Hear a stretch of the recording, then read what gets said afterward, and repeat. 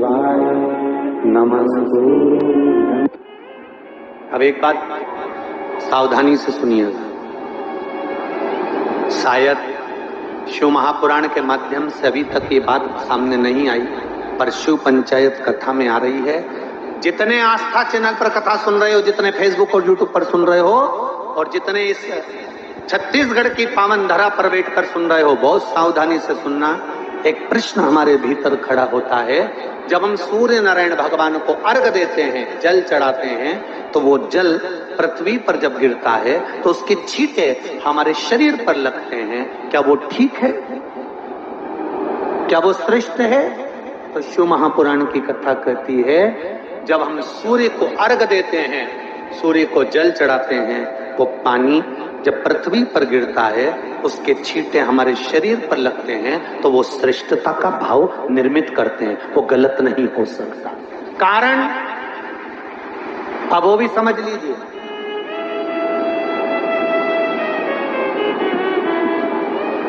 अब सूर्य नारायण भगवान को आप जल चढ़ा रहे हो, तो छींटे नहीं लगे, उसके लिए क्या स्टूल पे चढ़ के चढ़ाओगे कि कुर्सी पे चढ़ के चढ़ाओगे? अरे बोलो तो सही। अब कई लोगों के दिमाग में यह बात भरा गई कि हम भगवान को जल चढ़ाते हैं, वो हमारे शरीर में छींटे लगते हैं, जमीन पे से पानी गिरता है, वो हमारे शरीर को छींटे लगते हैं, भगवान को अच्छा नहीं लगता होगा। कौन ने कहा? पहले तो उसको पकड़ के लगा।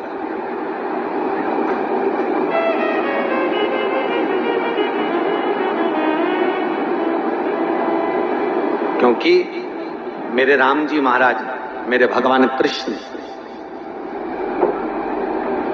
बड़े बड़े संत, साधु, सन्यासी, तपस्वी, साधक, उपासक जितने भी हुए, जिन्होंने सूर्य की आराधना करी, इन्होंने टेबल पे चढ़कर या कुर्सी पे चढ़कर जल नहीं चढ़ाया। इन्होंने पृथ्वी पर खड़े होकर ही, क्योंकि पृथ्वी तत्व के देव हैं शिव। जब हम मृत्यु लोक पर खड़े होकर, पृथ्वी पर खड़े होकर भगवान शंकर का भाग पृथ्वी तत्व को धारण कर कर जल को हाथ में लेकर जब समर्पित करते हैं, और जो जल नीचे गिरता है वो शरीर पर अगर लगता है तो हमको उसका आशीर्वाद ही प्राप्त होता है, दोष नहीं लगता। पर लोगों ने इसको विपरीत कर दिया। कि कौन ने विपरीत करा? कई लोगों ने इसको विपरीत कर दिया। कौन ने विपरीत करा? तो जो दूसरे धर्म के लोग होते हैं, जिनको हिंदू धर्म से नफरत होती है और जो हिंदू धर्म की पूजन, सेवा, अर्चना को समाप्त करना चाहते हैं, वो धीरे धीरे धीरे धीरे कहने लगे कि सूर्य को जल चढ़ाओगे तो शरीर में लगेगा, शरीर में लगेगा तो दोष लगेगा। इसको कह कहकर घर घर में सूर्य को जल चढ़ाना लोगों ने बंद कर दिया कि आप जल चढ़ाएंगे तो दोष लगेगा, शरीर पे छींटा लगेगा, शरीर को ऐसा लगेगा। ये दोष नहीं है। कितनी सुंदर बात है महाराज। सूर्य नारायण भगवान को जब जल चढ़ाया जाता है, हाथ सिर से 8 इंच की दूरी पर होना चाहिए। जम के बोलिए, सिर से कितना ऊंचा होना चाहिए? 8 इंच ऊपर अपना हाथ होना चाहिए मस्तक से सूर्य को जल चढ़ाते समय। और न चांदी का, न स्टील का, न लोहे का, न प्लास्टिक का, न कांच का, न सोने का कोई बर्तन, न कांसे का, न एल्युमिनियम का, न पीतल का, केवल एक पात्र होना चाहिए, वो है तांबे का। काय का पात्र होना चाहिए? तांबे का पात्र। और सूर्य नारायण भगवान को जब 8 इंच ऊपर तुम्हारा हस्त है, और जब हम सूर्य को जल चढ़ा रहे हैं, कैसे जल चढ़ाना है वो भी समझ लीजिए।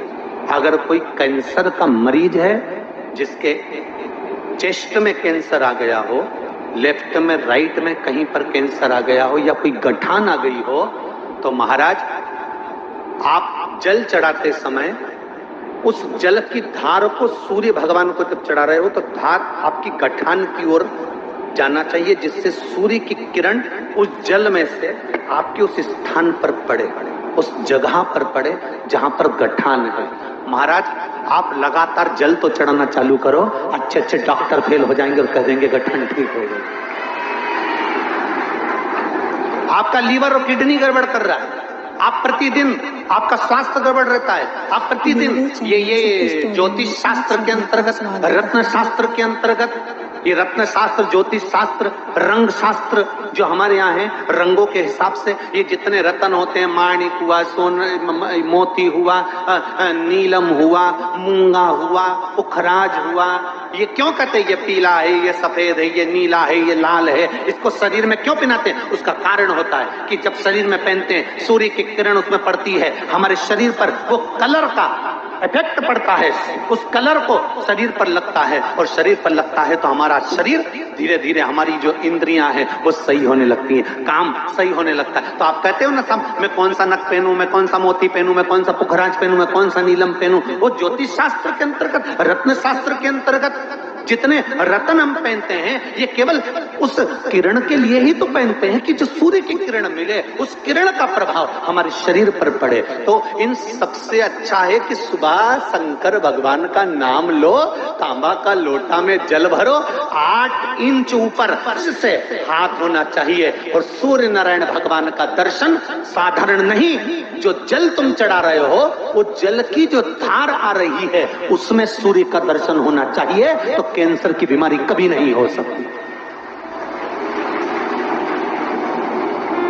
लीवर, किडनी, हार्ट, आपके हार्ट में अगर तकलीफ है, डॉक्टर ने कह दिया कि इसमें नस चोक है, आपको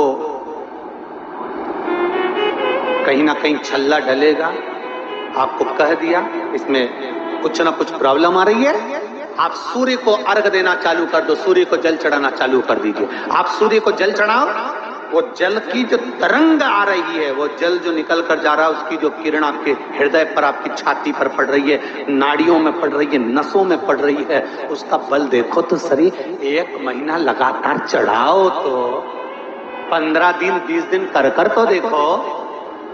क्यों राम जी महाराज जल चढ़ाते थे, क्यों भगवान कृष्ण जल चढ़ाते थे सूर्य को, क्यों दशरथ जी महाराज जल चढ़ाते थे, क्यों कश्यप ऋषि जल चढ़ाते थे सूर्य को, सारे 33 कोटि देवता, सारे ऋषिवर, साधु संत सन्यासी तपस्वी साधक उपासक सब भगवान सूर्य को अर्घ दिया करते थे। क्यों देते थे, किस लिए?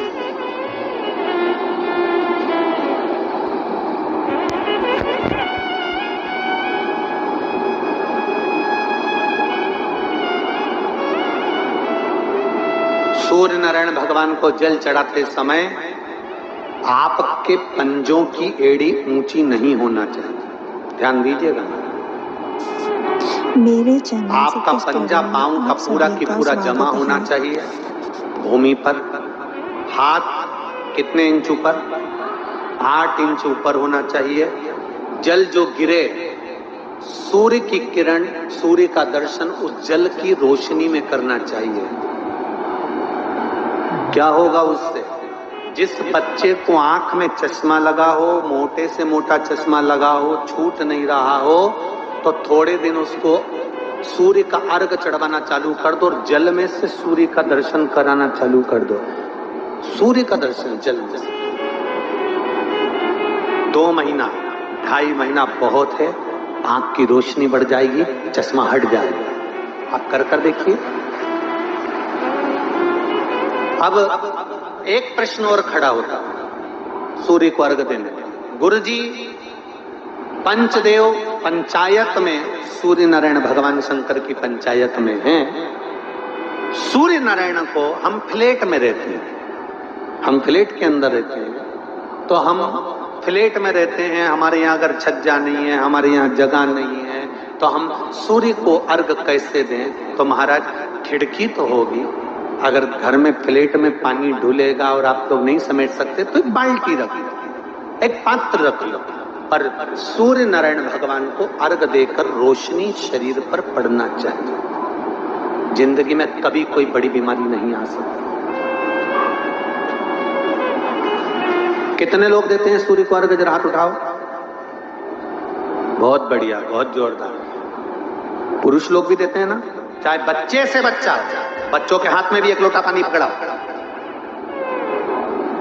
घर में छोटे बच्चे हो ना, उनको तांबे का लोटा दो, पानी दो, जा बाहर खड़े हो जा, 1 लोटा पानी चढ़ा। आप स्वयं बच्चे के साथ बाहर खड़ी हो, ओटले पर, घर के बाहर खड़ी हो, छत पे खड़ी हो या घर के बाहर खड़ी हो और बच्चे से कह लो चढ़ाओ बेटा, देखो ऐसा हाथ 8 इंच ऊपर करिए, तांबे का लोटा लेकर पानी धीरे धीरे डोलना है, जैसे वो स्लो मोशन के सीन नहीं होते नाटक में, ये एकदम धीरे धीरे, बस नहीं तो मालूम पड़े छोरा छोरी एक साथ उंडेल के नहीं।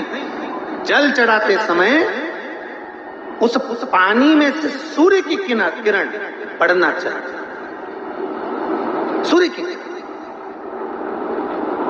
एक बात और कहना चाहूंगा, अगर आप लोग स्वीकार करेंगे तो, अगर कहीं आपको लगता हो कि बच्चा पढ़ने में कमजोर है, विद्या में कमजोर है, रिजल्ट अच्छा नहीं आ रहा, पढ़ने में कमजोर है, वो पढ़े अपनी जगह